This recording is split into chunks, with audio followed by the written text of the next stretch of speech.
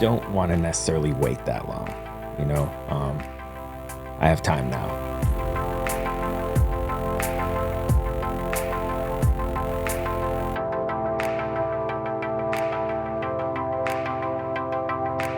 I just had a great conversation with Jason Hood reminiscing about C&G. He's been with us for 20 years.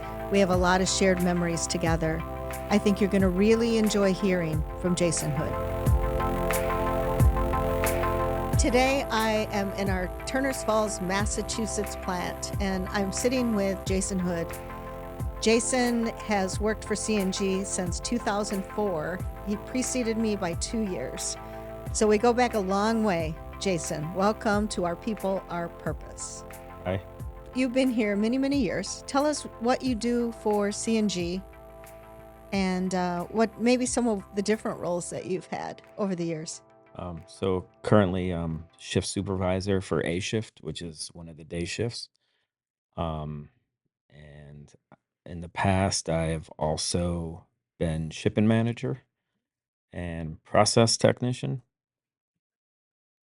That might be it, but I've done the shift supervisor role on 3 separate occasions when I've ventured off to do something else and kinda come back to what I like to do, which is working with the people Yeah. making the film. Yeah, and you do an awesome job at it. What do you like the best about being a supervisor? So, I think for me, I get an opportunity to help make people better at whatever it is they do, Hmm. because sometimes with the people being right there in the mix of the action, they may miss things where, I'm a little bit more on the sideline so I can kind of just have a better view of what's happening and maybe where they can go or need to go as far as development. Hmm. And because you've done all the jobs, that you're asking them to do, you're able to jump in and coach and help them grow. Yeah, I would say that's accurate. I really don't work with too many people as far as resin changes and things like that because due to my position, I need to be able to kind of come in and out as Hmm. things are happening. But I do work with a lot of the newer people and even not so newer people as far as bubble stability Yep. and bringing bubbles up and down. Cool. So, Jason, when you think about I've been here 18 years, you've been here 20 years, and the amount of change that you've seen with the company during that time. Back then, when we were just starting with the company, we only had 3 plants, and the Turners Falls plant was the flagship. It was New England Extrusion. It was the NEX of the Charter NEX and then eventually Charter Next Generation. What do you remember about, some of the changes that have happened over the years? Um, I mean, it's been pretty interesting, I guess, to say the least. Obviously when Gary Stetson owned the place, it seemed at the time secure. And I didn't I mean, I wasn't with the company very long before he sold it, a couple of years maybe. But then once he sold it and Appleton bought it, I don't believe those were my favorite days of Yeah. working here. There was a lot of ups and downs and maybe people that were not sure how to deal with plastic, coming Mhm. from paper. And then, it's been sold a few times since then to investors and stuff like that. And I think the first, time or two it gets sold, you're worried about change and, Mhm. will they need us and things like that.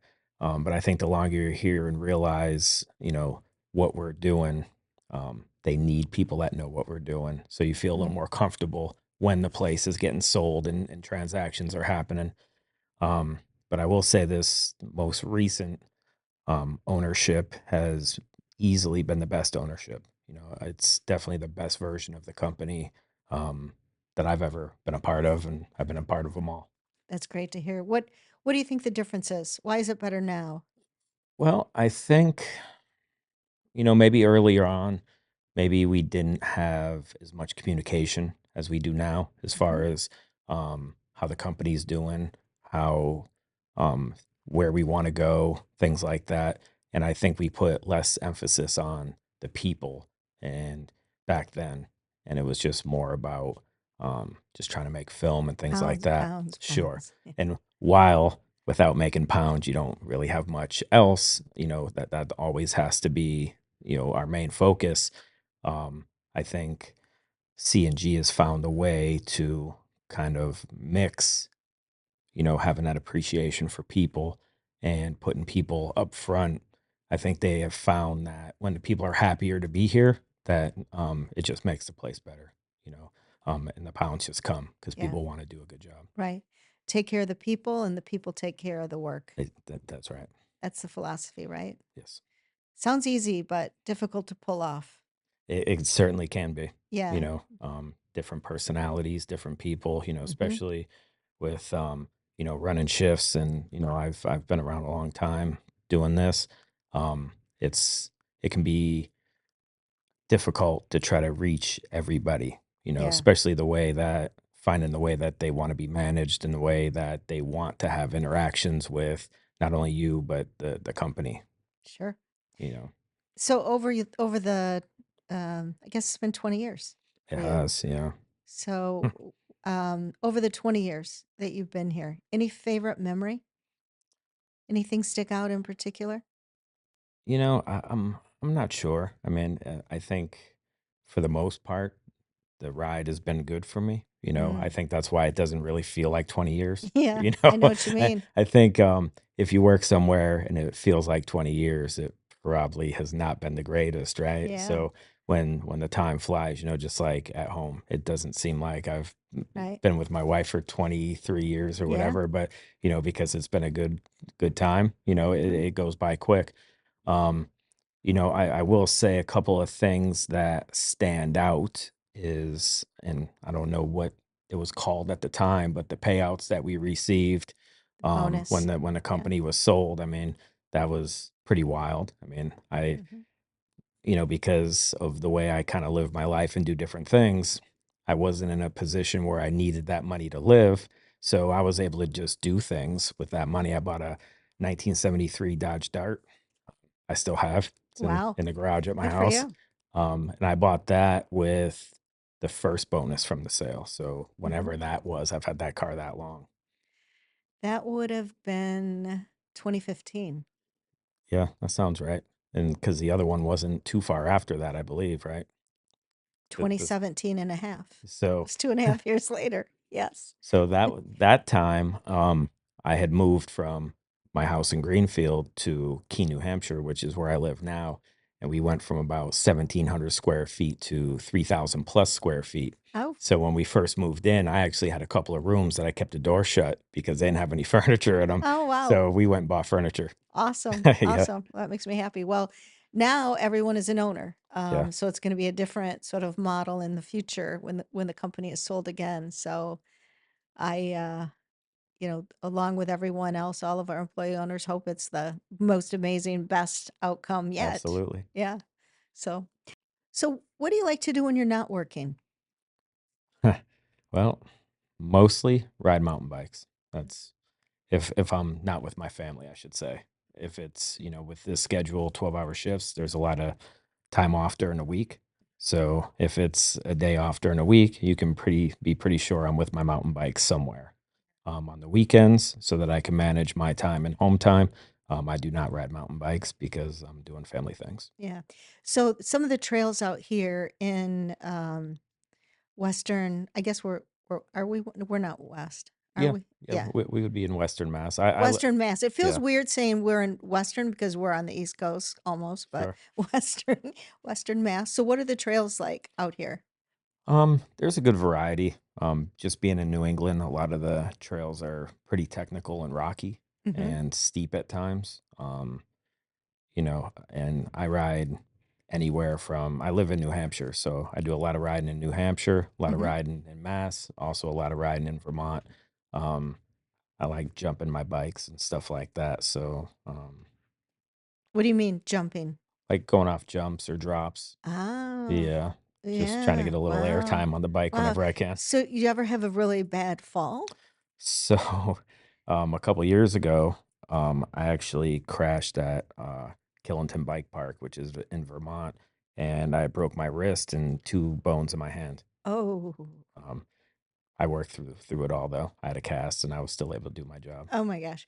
Of course. So when that happened, were you pretty far from the trailhead? So I was actually at a bike park, so it's lift assist. You Ah, take a lift okay. up to the top and then just kind of Ah, bomb so you down. had help there for you right away. I did. I was actually with Lenny Eastman, who also works here. Oh, sure, yeah. Yeah, he was No, right Lenny. behind me, Oh my so he gosh. got to see me go Okay. down at high speed. Oh, oof, that must have hurt. Is it fully recovered? Do you still feel like the It's fine. yeah. I would say that part of the recovery is okay. Mhm. Um, Occasionally, me getting tensed up in certain trail situations has not Yeah. completely gone away, but the hand's fine. Yeah. Yeah. I used to do a lot of mountain biking too back in the day. I don't so much anymore. Like actually I don't anymore, but I just love it that, you kind of you're just in beautiful you're in nature. Sure. Beautiful, it's technical, challenging. You get exhilarated, from by when you're done, hmm doing it. But what do you love about it? Um, I don't know if there's really one thing about it. It's just it's it's me really. It's just what I do. I Yeah. mean, I've got I actually just bought a new bike on Friday that arguably I did not need, but I wanted it. So, So what is it? What kind of bike? it's a Revel. It's made by a small company in Colorado. Mhm. I tend to buy bikes from smaller brands. My other bike that I ride on more downhill stuff is a company called Ibis out of Santa Cruz, Oh, sure. California. I've heard of Yep, Ibis. they've been Yep. around a long time. Yeah, and Yeti. Yeti And yeah, started in yeah, mountain bikes. yep. So Yeti and Ibis have both been around for a long time. Both really good bikes. Yeah. Cool. So tell me about your family. You said when you're not mountain biking, you're with your family. Yep. So in our house, is my wife Debbie and my youngest daughter Abigail, who'll be 17 next month. Ooh, Yeah, 17. and then we have a Yeah. dog and a cat. Dog and a cat. Yeah. Yeah. What are the dog and cat? So Tyrone is a puggle. A puggle. He's old, super old. I don't even know how old. Yeah. He fakes a limp every now and then. For Couple, attention? yeah, a couple weeks ago. Because normally when you come up my driveway, it wraps around at the top and goes back down. And so usually when we put it in reverse, he moves. And so I had backed up to come around the circle and he started screaming like crazy. Oh. So I put my truck in park as fast as I could, got out, and he was limping then. Um, but then he was fine. So I don't even think I hit him. I think I Oh. scared him and he just freaked out because that's kind of What's his name? Tyrone. Tyrone. Tyrone the puggle. And Yeah. your cat? I don't know her name, but I she's don't know her she's name. got super long hair, and I know I Yeah. bought her a long time ago, for my wife. Yeah. She wanted a long haired cat. I'm sure it's some sort of kind of special cat, but I don't really know. Ah. So what do you guys like to do together? So, now that my daughter's getting older, Yeah. it's less stuff, but she'll still come to with us when we go out to say the White Mountains or whatever. Like Mhm. last year we went to Flume Gorge, which is up in the White Mountains. That was a pretty cool place. We hiked around, did kind of whatever there is to see. Do you mountain Um bike there? no, no, I haven't actually gone that far up into Oh, Hampshire, maybe one day. yeah. Um but we do a lot of like hiking and stuff, kayaking, Mhm. and my wife and I will actually ride mountain bikes. She doesn't ride same places I ride, but I've got like rail trails and stuff like that Oh, yeah. that her and I can go out for a couple hours and come back. Mm, cool. When you were little, where'd you grow up? What tell me about Mm. your life when you were a little boy. Um, Not a ton to tell, Come honestly. on, there's something. Um, so I'm from Florida. You grew up there? I did Jacksonville, Florida, a little bit, and then Merritt Island, Florida, also, which is all the way on the East Coast. Harriet? Merritt. Merritt Yep. Island. Okay. So that's next to like Cocoa Beach, Mhm. Ron John's, Sure. all that sort of Yep. stuff. Um, and yeah, we were just normal people, Yeah. I And guess. so you're that's where you were born and raised? So Yes? actually, no, I was not born there. I was actually born in Connecticut, oddly enough. Okay. Um, and even while I lived in Florida, I always had ties to Connecticut. My grandmother was there, so we Mm, would kinda come back and forth. In the summertime, I would come up, so, um, once I was graduated from high school and everything, I actually moved back to Connecticut, um, and then eventually ended up living here in Mass, mhm. close to the facility, and then I think 7 years ago, 8 years ago, I moved to New Hampshire. Ah, okay. So, what brought you up here was really memories from when you were a little boy traveling up here and you liked the area. Yeah, I did like the area, and, working in Florida is not always the greatest, Yeah. as kind of a young guy, there was just more opportunity up this way. Mhm. So, what are some of your favorite memories of, when you were a young guy in Florida? Um, Anything stick out in particular? Do you have brothers, sisters?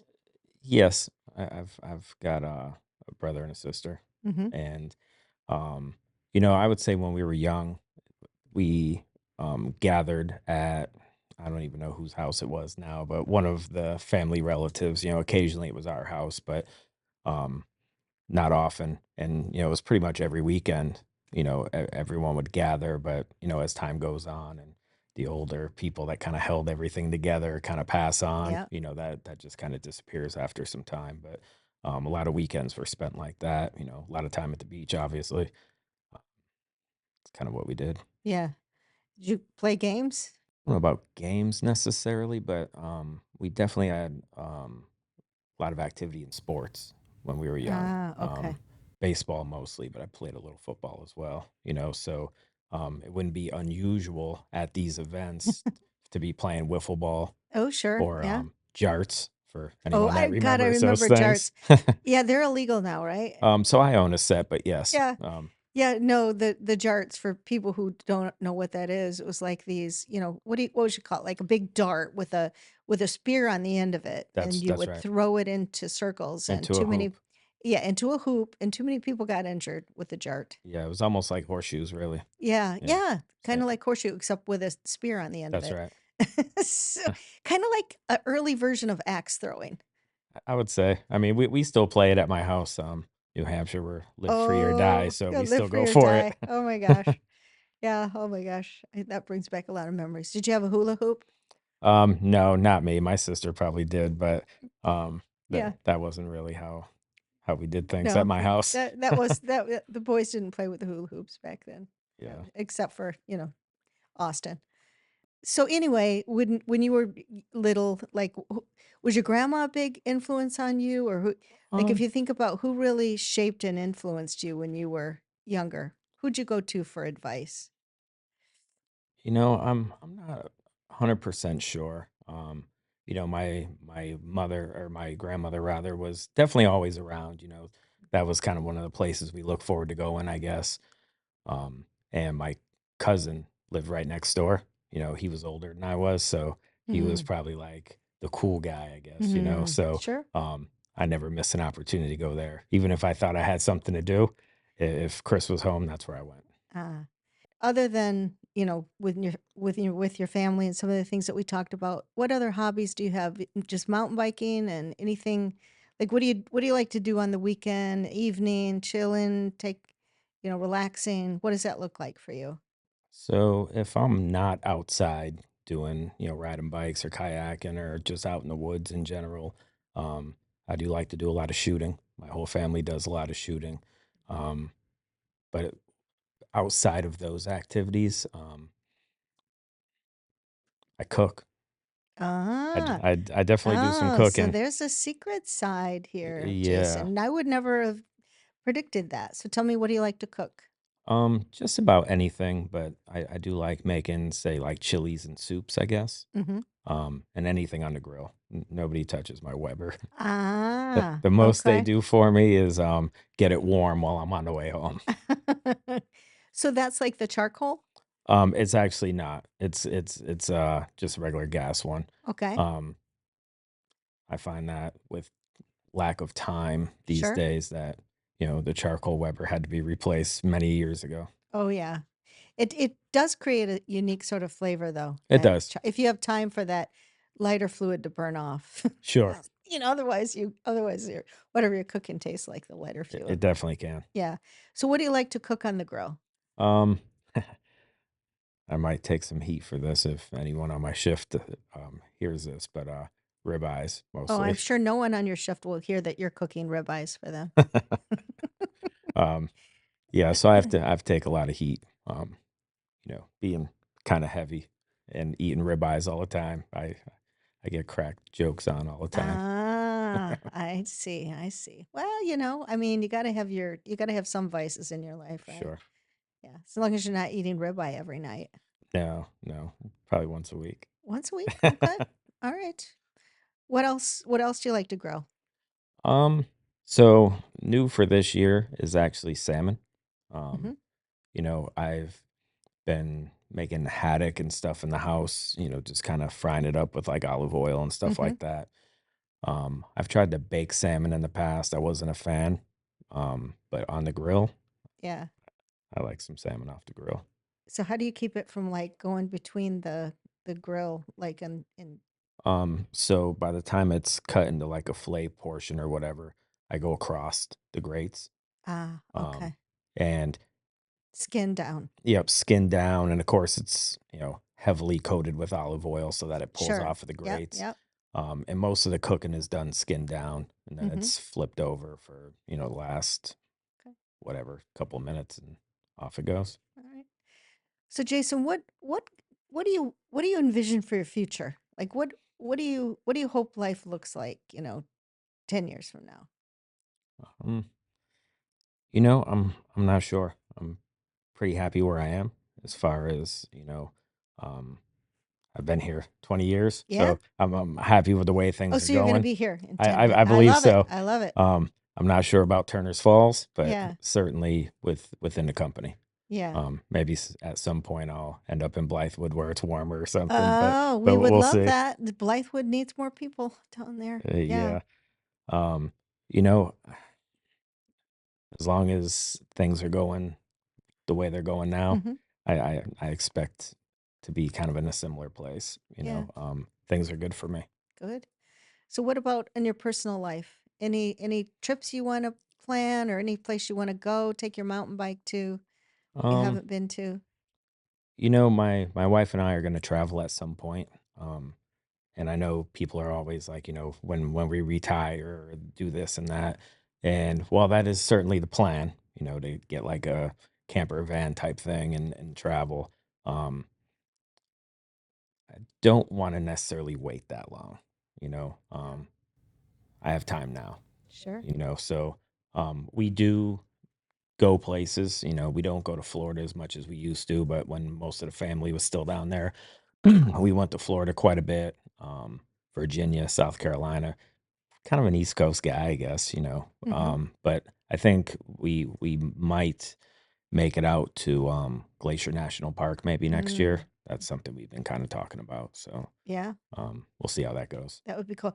I love what you said, don't save up your future fun. I mean, you got to experience life. You do, You got to enjoy life on the journey, right? yeah, Don't just wait until you retire to do all the things that you want to do. You got to fit it into your life today. yeah. I live very much like that. Yeah. I don't put off too many things. Yeah, live in the moment. Sure. All right, well, at this point, let me turn the table and give you an opportunity to ask me a question. Anything you want to ask me? Um, when are we getting new lines and turners? Well, we've made a lot of investments here, right? I mean, I think about that, over there were many years where there wasn't a lot of new capital being invested here in Turner's. And today I look around, I see a lot of great lines and definitely want to stay the most modern of all the assets that we have across the CNG portfolio.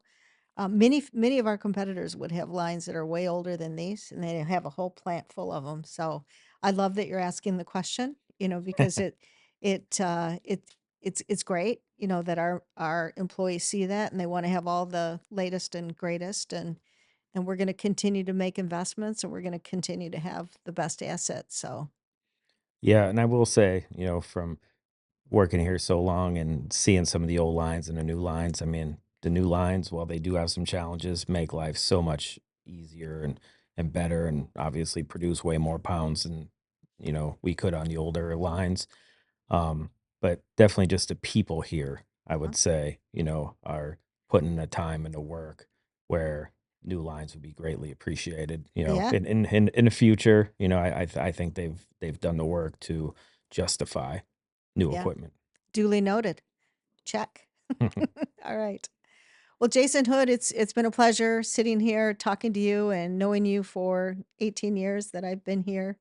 And you inspire me with your ability to motivate your team and to engage your team in the way that you do. So thank you. I appreciate that. Thank you as well.